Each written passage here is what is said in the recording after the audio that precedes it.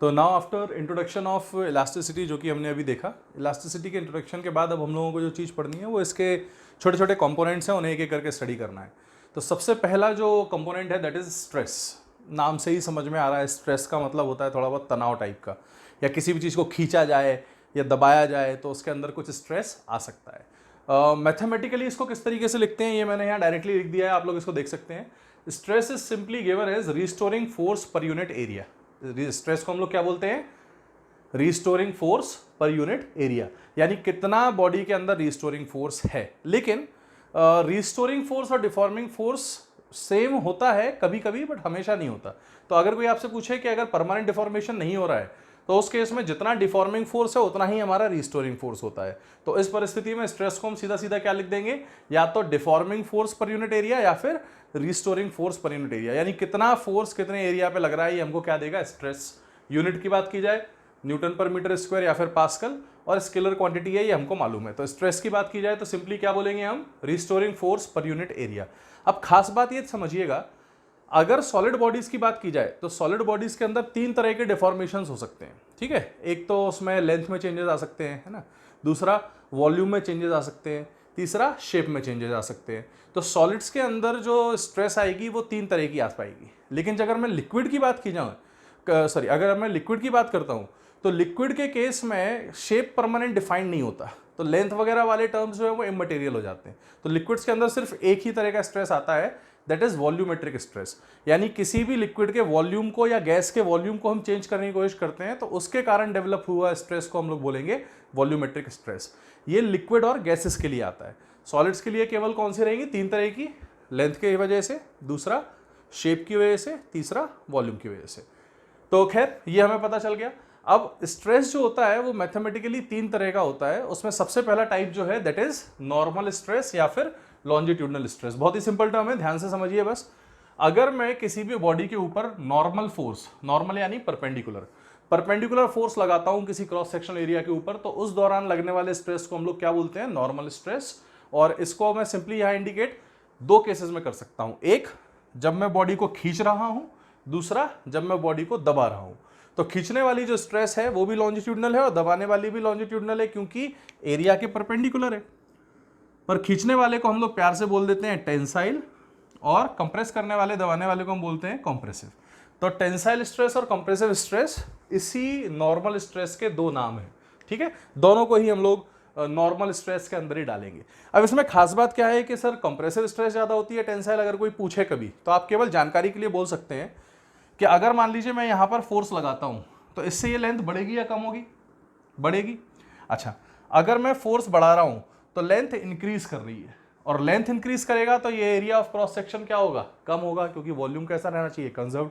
तो यहां आप देख सकते हो कि इन this case L increases, and इस वजह से जो एरिया है एफ इंक्रीज करोगे तो एल इंक्रीजेस, एंड इस वजह से एरिया जो है वो डिक्रीज हो जाता है।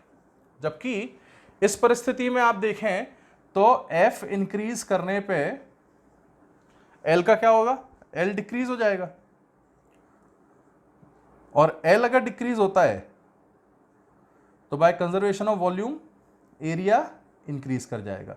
तो मैंने फोर्स बढ़ाया तो लेंथ जो है वो क्या हुआ? वो लेंथ जो है वो कम हो गया, और लेंथ कम हो गया तो एरिया बढ़ जाएगा। अब लॉजिकली सोचना, अगर मैं यहां लिखता हूं कि सिग्मा टी यानी टेंसाइल स्ट्रेस है ना, या सिग्मा एन इसका टेंसाइल वाला पार्ट, तो यहां आप सीधा सीधा देख सकते हो, या टेंसाइल स्ट्रेस टी एस लिख दो, तो आप सीधा सीधा देख सकते हो फोर्स पर यूनिट एरिया में एफ बढ़ाओगे तो एरिया कम होगा, समझे।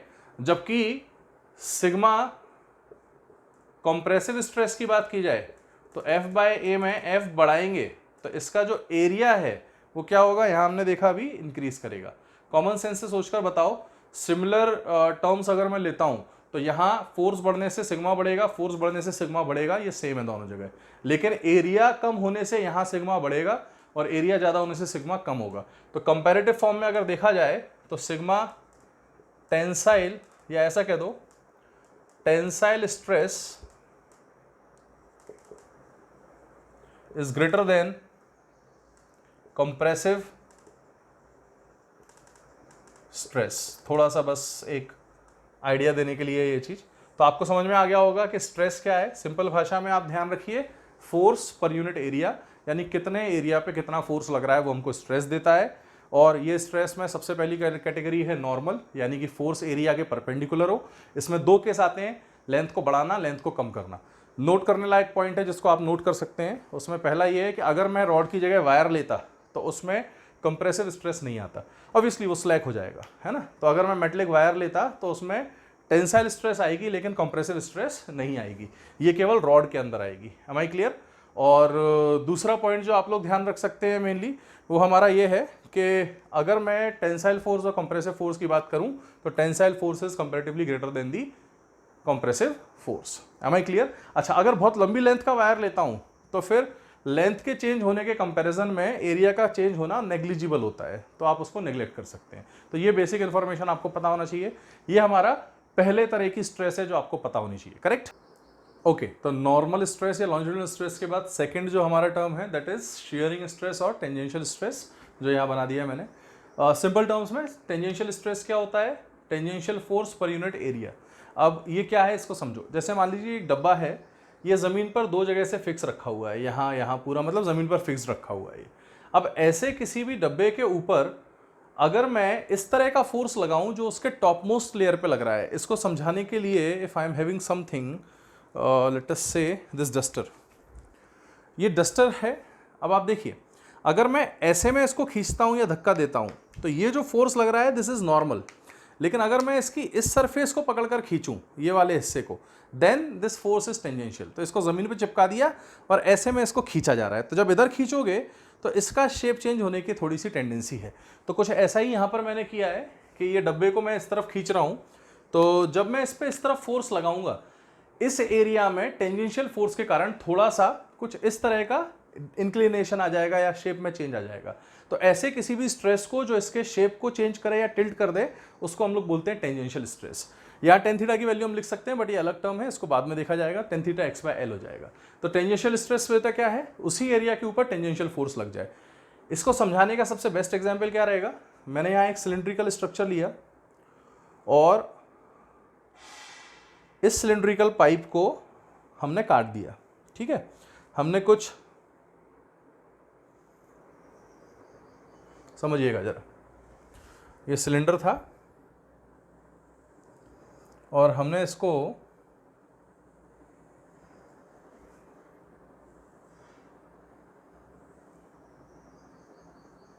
ये देखिए ऐसे में कट कर दिया।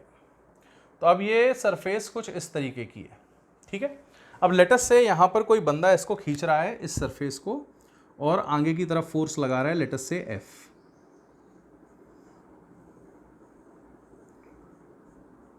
ठीक है। सरफेस के साथ इस एफ का कुछ ना कुछ एंगल रहेगा, लेटस से ये एंगल हमारा थीटा है, ठीक है। अब सोच कर देखिएगा, जैसे ही ये एफ फोर्स लगाओगे, ये ना नॉर्मल है ना टेंजेंशियल है, क्योंकि क्रॉस सेक्शनल एरिया इंक्लाइंड है। तो ऐसे में मैं इस फोर्स के दो कंपोनेंट ले सकता हूँ। एक कंपोनेंट मेरा इस तरफ आ जाएगा, इसको मैं लिख सकता हूँ एफ कॉस थीटा, और एक कंपोनेंट इस तरफ आ जाएगा जिसको मैं लिख सकता हूँ एफ साइन थीटा। अब मुझे सोचकर बताओ कि अगर ये area of cross section A है तो कौन सा फोर्स है जो इसके परपेंडिकुलर है, एफ कॉस थीटा या एफ साइन थीटा? बोलो अपनी अपनी जगह पे। Yes, F sine theta is going to be perpendicular force and F cos theta is going to be tangential force. तो ऐसे में अगर कोई आपसे पूछता है कि sir what is the tangential stress in this case, तो आप बोलोगे tangential force F cos theta, area A ही रहेगा। लेकिन अगर कोई पूछता है व्हाट इज लॉन्जिट्यूडनल या नॉर्मल फोर्स या नॉर्मल स्ट्रेस, तो आप बोलोगे नॉर्मल फोर्स यानी F sine theta divided by area. तो this is how we simply proceed. तो आपको ये बात समझ में आ जाना चाहिए कि टेंजेंशियल फोर्स और लॉन्जिट्यूडनल फोर्स एक्चुअल में है क्या, और इसको हम इस तरीके से रिप्रेजेंट कर सकते हैं। तो शियरिंग स्ट्रेस क्या होता है, यहाँ से थोड़ा क्लियर हो जाता है कि इसी एरिया के ऊपर एक फोर्स से दोनों ही स्ट्रेसेस आ रही हैं, टेंजेंशियल भी आ रही हैं, नॉर्मल भी आ रही हैं। लेंथ बढ़ाने वाली या एरिया के परपेंडिकुलर लगने वाला that is going to be normal और या लॉन्जिट्यूडनल, और स्लैंट या टेंजेंशियली लगने वाला टेंजेंशियल स्ट्रेस। तो ये दो तरह की स्ट्रेस हो गई हमारे सामने। After this shearing stress and tangential stress, जो थर्ड तरह की स्ट्रेस हमारे सामने आती है that is what we call as volumetric stress, तो उसको भी मैं बता देता हूँ। अच्छा, इसके पहले एक छोटी सी चीज़ और, एक नोटवर्दी पॉइंट जो आपको याद रखना चाहिए कि अगर मैं नॉर्मल स्ट्रेस लगा रहा हूँ, कोई एक ऑब्जेक्ट है ऐसा,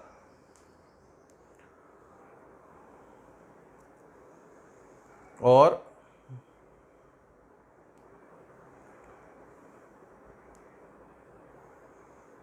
इस पर यहाँ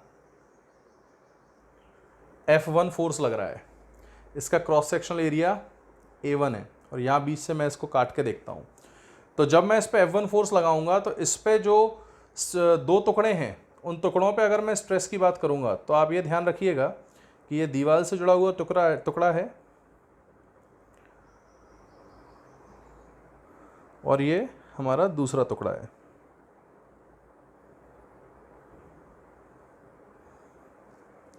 ठीक है, ये मैं बना रहा हूँ यहाँ। अच्छा, इसमें खास बात क्या ध्यान रखिएगा कि अगर यहाँ फोर्स F1 लग रहा है, चूँकि लेंथ अलग अलग है, तो यहाँ का एरिया जो है वो चेंजेस के बाद A1 बचेगा मान लो, तो यहाँ पर जो फोर्स लगेगा वो F1 नहीं रहेगा, वो फोर्स हमारा F2 बन जाएगा। लेकिन दोनों ही परिस्थितियों में ये बात याद रखिएगा कि जो चीज़ कांस्टेंट रहेगी वो रहेगी स्ट्रेस, यानी स्ट्रेस यहाँ पर F1/A1 रहेगा, और यही स्ट्रेस F2/A2 के बराबर भी होगा, यानी स्ट्रेस कांस्टेंट रहेगा, फोर्स सेम होना जरूरी नहीं है। तो इस जगह पे फोर्स अगर F1 है तो यहाँ फोर्स F2 हो सकता है, बट दोनों परिस्थितियों में क्या सेम रहेगा, स्ट्रेस। तो ये छोटा सा एक इन्फॉर्मेशन था जो आपको पता होना चाहिए। ओके, तो थर्ड तरह की जो स्ट्रेस है हमारी, दैट इज वॉल्यूमेट्रिक स्ट्रेस, या फिर इसी को हम लोग बोलते हैं बल्क स्ट्रेस, या फिर ऑल सिंपलर टर्म्स में हम इसको बोलते हैं प्रेशर। करेक्ट। तो अगर मैं पूछूं वॉल्यूमेट्रिक स्ट्रेस क्या है, तो आप सीधा सीधा लिख सकते हैं sigma v, and that is equal to again force per unit area, और इसी को हम लोग लिख देते हैं प्रेशर। इसको डिफाइन कैसे करेंगे आप अपने टर्म्स में लिख सकते हैं, इसको लिख लीजिए, if the force acting, sorry, if नहीं, the force acting all along the surface, the force acting all along the surface perpendicular to the cross sectional area, the force acting all along the surface, हर जगह लगता है, perpendicular to the cross sectional area is simply given as pressure, and this is what we call as volumetric stress. तो जब भी किसी body पर volumetric stress लगेगा, उसके शेप में चेंजेस आएंगे, उसका वॉल्यूम चेंज होगा। तो इसी को हम लोगों ने बल्क स्ट्रेस नाम दिया है, या सिंपल भाषा में इसी को हम प्रेशर बोलते हैं। तो आपने जो प्रेशर पढ़ा था वही हमारा बल्क स्ट्रेस होता है, या वही हमारा वॉल्यूमेट्रिक स्ट्रेस होता है। तो हमने तीन तरह की स्ट्रेस देख ली, कौन कौन सी, लॉन्जिट्यूडनल और नॉर्मल स्ट्रेस, शियरिंग और tangential stress, and third one is volumetric और बल्क स्ट्रेस, या फिर इसी को हम लोग बोल देंगे प्रेशर। अब ये चीज़ होती क्या है, इसको समझने के लिए एक दो क्वेश्चंस की आवश्यकता है। तो एक क्वेश्चन सबसे पहले मैं करवा देता हूँ, है ना। क्वेश्चन आप लोग चाहे तो नोट कर लीजिए, मैं यहाँ डिक्टेट कर देता हूँ मेरे पास जो सोर्स है। अगर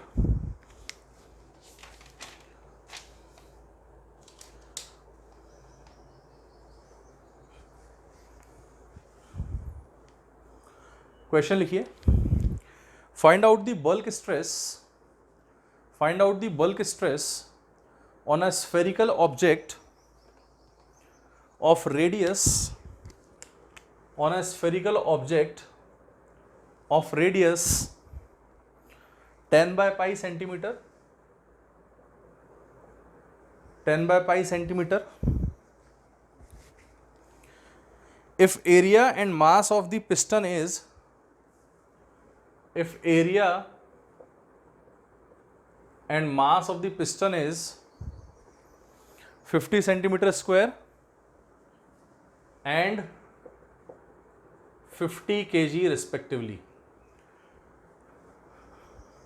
50 centimeter square and 50 kg respectively, for a cylinder filled with a gas, for a cylinder filled with a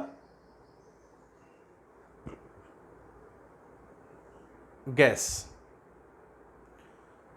तो ये कुछ ऐसा स्ट्रक्चर दे दिया है, एक सिलेंडर है और इस सिलेंडर को गैस से भर दिया गया है, ऊपर से पिस्टन लगा दिया, ढक्कन लगा दिया, और पिस्टन लगाने के बाद यहाँ से इसका ये पिस्टन का हैंडल है, ठीक है।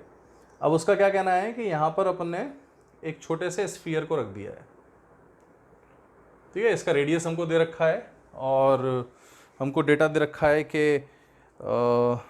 पिस्टन का एरिया और मास हमको दे रखा है और इस तरीके से इसको यहाँ रखा गया है। तो उसका पूछना है कि इस केस में बल्क स्ट्रेस क्या होगा। तो बल्क स्ट्रेस यानी कि प्रेशर, और इस पर जो प्रेशर लगेगा वो लगेगा because of the presence of this gas, है ना। अच्छा, आप लोग इसको ट्राई कर सकते हैं पॉज करके, है ना। If you want to try it, मैं डायरेक्टली कर देता हूँ, तो पॉज कर लो अगर करना है, अदरवाइज सुनो। तो हो क्या रहा है कि जैसे ही मैं यहाँ फोर्स लगा रहा हूँ, इसको पिस्टन को वजन से जो प्रेशर लगेगा उस वजह से यहाँ गैस का भी एक प्रेशर आएगा। इस प्रेशर को हम लोग लिख सकते हैं पी गैस, और यहाँ से जो प्रेशर आ रहा है that is because of the atmosphere जो यहाँ से लग रहा है ना, और दूसरा बिकॉज ऑफ द वेट। अब चूंकि वेट जो है वो फोर्स है, तो प्रेशर क्या हो जाएगा, प्रेशर हो जाएगा फोर्स mg अपॉन एरिया। तो अगर मैं इक्विलिब्रियम परिस्थिति की बात कहूं तो at equilibrium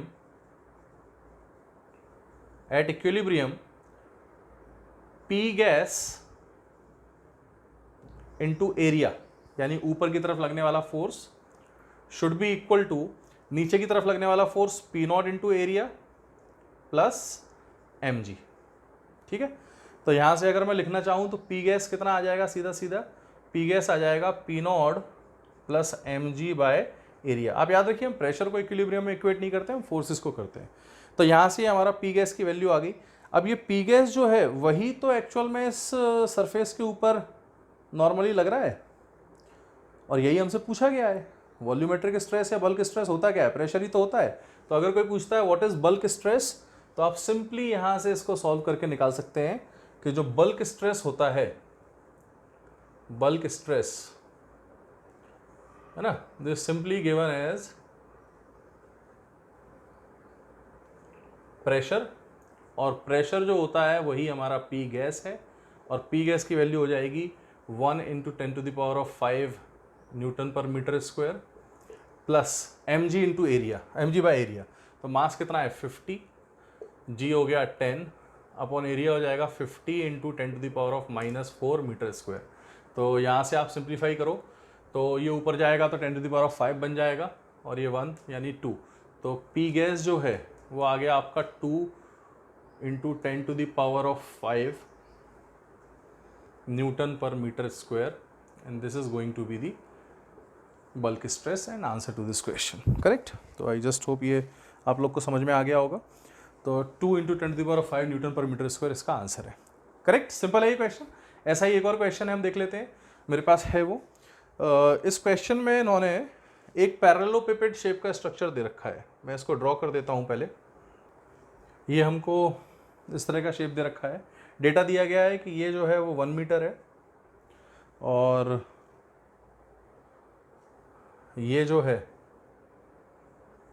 this is 2 metre and this is 5 metre, maximum यही है।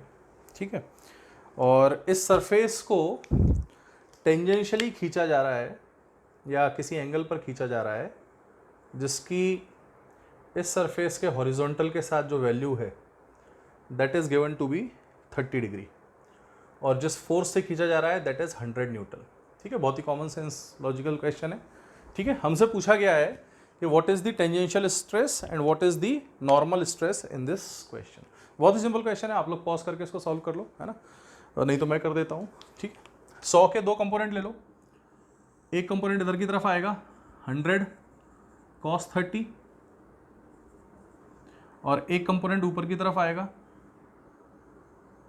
इसको हम बोलेंगे 100 sin 30। सभी जानते हैं 100 cos 30, 100 sin 30 इस एरिया के या तो परपेंडिकुलर हैं या फिर पैरेलल हैं। अगर परपेंडिकुलर हैं तो नॉर्मल स्ट्रेस, और पैरेलल हैं तो टेंजेंशियल। तो सिग्मा n अगर पूछें तो this is the perpendicular component of force, तो 100 sin 30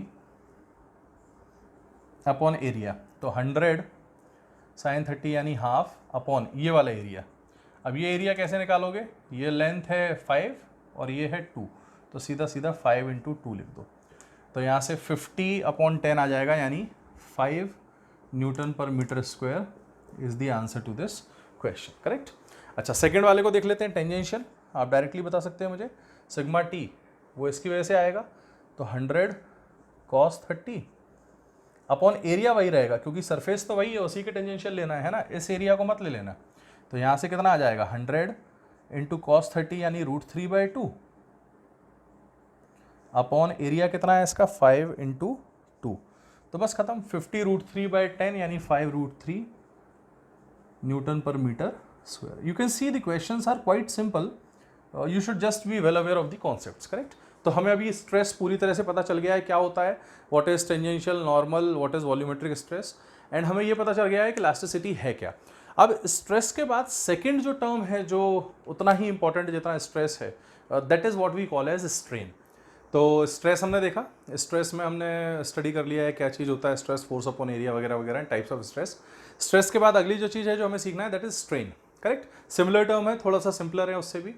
strain is defined as the change in dimension with respect to the original dimension, यानी किसी भी बॉडी के डायमेंशन में अगर कोई चेंजेस आते हैं तो ओरिजिनल के रिस्पेक्ट में कितना चेंज है वो, उस रेशियो को हम लोगों ने स्ट्रेन का नाम दिया है। यूनिटलेस क्वांटिटी होगी ऑब्वियसली, क्योंकि चेंज अपॉन ओरिजिनल लेंथ है या डायमेंशन है, एंड ये 3 तरह का होता है।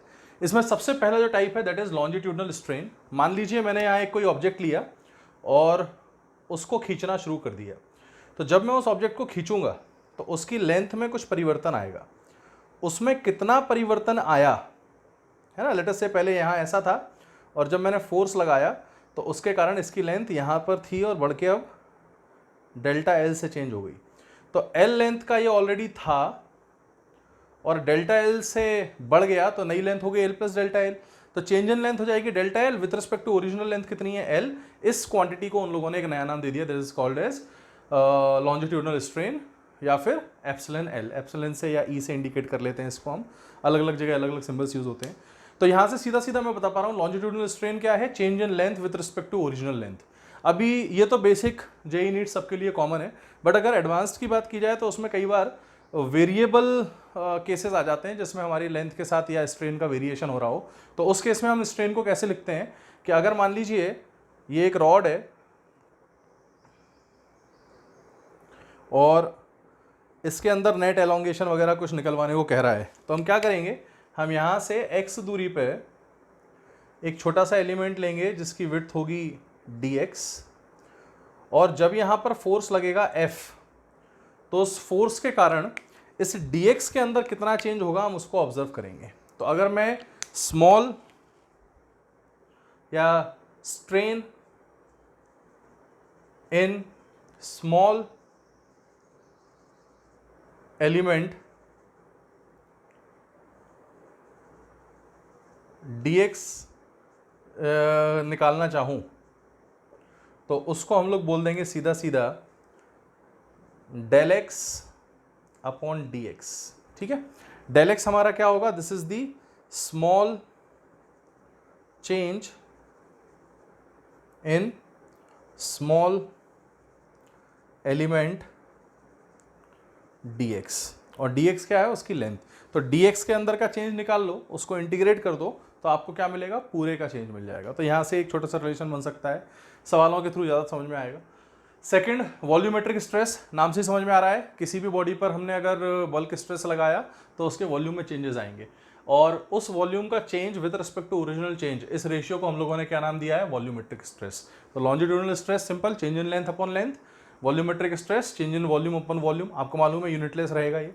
थर्ड, शियर स्ट्रेस या टेंजेंशियल स्ट्रेस, तो वही शेप था। अब मैंने यहाँ फोर्स लगाया टेंजेंशियल तो ये थोड़ा सा टिल्ट हो जाएगा, करेक्ट। अगर ये टिल्ट होता है तो कितने एंगल से टिल्ट होगा, that angle is given as tan theta. इसको हमने पिछले सेशन में देखा था। तो tan थीटा की वैल्यू अगर यहाँ पर x/l दे रखी है तो यहाँ से tan थीटा छोटा सा एंगल, वैसा नहीं होता कि वो बहुत बड़ा चेंज हो जाए भाई, ऑब्वियसली आप सरफेस पे फोर्स लगा रहे हो, मामूली सा डिस्टॉर्शन आएगा, तो मामूली सा एंगल है तो इसीलिए हम tan थीटा को थीटा लिख सकते हैं, थीटा x/l हो जाएगा, और यही थीटा हमारा क्या कहलाता है, शियर स्ट्रेस या फिर टेंजेंशियल स्ट्रेस। तो ये बहुत छोटा सा एक कॉन्सेप्ट था।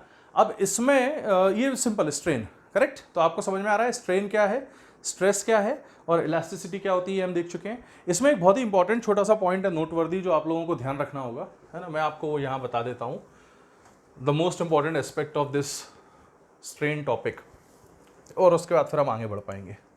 तो यहाँ एक नोटवर्दी पॉइंट है जो आपको समझना होगा, एंड वो नोट क्या है ये समझिए। स्ट्रेन को डिफाइन तो इस तरीके से किया गया है, चेंज इन लेंथ या change in dimension with respect to original dimension या change in volume with respect to original volume. But इसमें एक बहुत बड़ा कैच है जो आपको पता होना चाहिए। वो क्या है, इस चीज़ को समझिए। मैंने यहाँ एक मेटल की रॉड ली और इसकी लेंथ L थी या L0 थी और टेम्परेचर था इसका लेट अस से θ1 डिग्री सेंटीग्रेड, और ये यहाँ एक टेबल पर रखी हुई थी। ठीक है, अब मैं टेम्परेचर को इंक्रीज करता हूँ।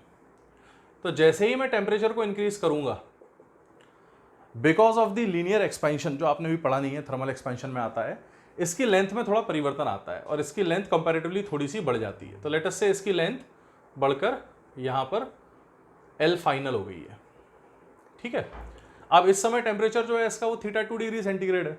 तो अगर θ1 डिग्री सेंटीग्रेड से टेम्परेचर को θ2 डिग्री सेंटीग्रेड किया जाता है तो जो फाइनल लेंथ आती है उसका एक फॉर्मूला होता है LF = L0 × 1 + alpha delta theta, जहाँ पर अल्फा हमारा टेम्परेचर कोफिशिएंट होता है। अब थोड़ा सा दिमाग लगा के एक बात समझना, अगर मैं यहाँ से L फाइनल अपॉन L0 -1 कर दूँ तो वो अल्फा डेल्टा थीटा बन जाएगा। इसको सिंप्लीफाई करो तो क्या बनेगा, L final minus L0 upon L0 = alpha delta theta. थोड़ा ध्यान से देखो, L फाइनल माइनस L0 का मतलब क्या हो गया, इनिशियल के मुकाबले कितना चेंज हुआ, तो ये हो गया डेल्टा L अपॉन L0 और ये बन गया अल्फा डेल्टा थीटा। देखने में ये हमको कैसा लग रहा है, स्ट्रेस दिख रहा है सभी को। बट ये ध्यान रखना कि अगर एक रॉड इस तरीके से रखी हुई है और टेम्परेचर चेंज के कारण उसका फ्री एक्सपेंशन होता है या थर्मल एक्सपेंशन होता है, तो उस दौरान इसकी लेंथ वॉल्यूम सब में चेंजेस आएगा, बट स्टिल यहाँ पर स्ट्रेन जो डेवलप्ड होगी रॉड के अंदर, दैट स्ट्रेन विल बी 0। अजीब सी चीज़ है, लेंथ चेंज हो रही है, हमने उसका चेंज भी निकाल लिया, हमने प्रैक्टिकली स्ट्रेन भी निकाल ली, बट एक्चुअल में स्ट्रेन इस केस में कितना रहेगा, 0। क्योंकि ये याद रखिएगा, स्ट्रेन बॉडी में तभी आता है जब एक्सपेंशन फ्री ना हो, है ना। यानी स्ट्रेस आएगा तो स्ट्रेन आएगा, अपने आप ही स्ट्रेन नहीं आ जाता है। तो यहाँ पर क्या हो रहा है, यहाँ जो एक्सपेंशन हो रहा है that is free expansion, length भी चेंज हो रहा है, होने दो, बट कोई रोक रहा है क्या उस लेंथ को चेंज होने से, नहीं। तो इसीलिए इस केस में जो एक्सपेंशन है वो फ्री है, इसीलिए इस केस में स्ट्रेन कितना होगा, 0। देखने में इतना लग रहा था अल्फा डेल्टा थीटा, लेकिन स्ट्रेन कितना है, 0। तो ऐसे केस को आप खास तौर पे ध्यान रखिएगा। अच्छा, अगर मैं ऐसा कर देता, ये नोट 1 है, ये नोट 2 है, अगर मैं ऐसा कर देता कि मैंने इस रॉड को 2 फिक्स्ड सरफेसेस के बीच में फंसा दिया और अब मैं टेम्परेचर को θ1 डिग्री सेंटीग्रेड से बढ़ाकर θ2 डिग्री सेंटीग्रेड कर रहा हूं। अब सुनो, अब खास बात, इसकी लेंथ थी L0, टेम्परेचर बढ़ाएंगे तो लेंथ बदलना चाहेगी, बट चूंकि ये रिजिड सरफेसेस हैं तो लेंथ बदलेगी क्या, नहीं। अब लेंथ नहीं बदलेगी, है ना, लेकिन फिर भी इसके अंदर स्ट्रेन आ जाएगा। ये अजीब है, यहाँ लेंथ बदल रही थी तब स्ट्रेन आया नहीं, यहाँ लेंथ बदल नहीं रही तब स्ट्रेन आ गया। तो यहाँ पर हम लोग स्ट्रेन को कैसे डिफाइन करेंगे, सबसे पहले ये समझो, यहाँ स्ट्रेन क्यों आ रहा है, क्योंकि ये जब बढ़ने की कोशिश करेगी लेंथ को तो यहाँ स्ट्रेस आएगा, स्ट्रेस आएगा तो स्ट्रेन आ जाएगी, स्ट्रेस और स्ट्रेन साथ में चलते हैं हमेशा। तो आप हमेशा याद रखिएगा कि यहाँ पर स्ट्रेन आएगा and that strain is simply given as delta L/L0 जो कि अल्फा डेल्टा थीटा होगी। तो इसको आप अपनी भाषा में लिख सकते हैं, ये कैसे आया आप याद रखिए, इसको मैं डिक्टेट कर देता हूँ, आप लिख लेना कि whenever a rod fixed at both ends experiences a strain because of change in temperature,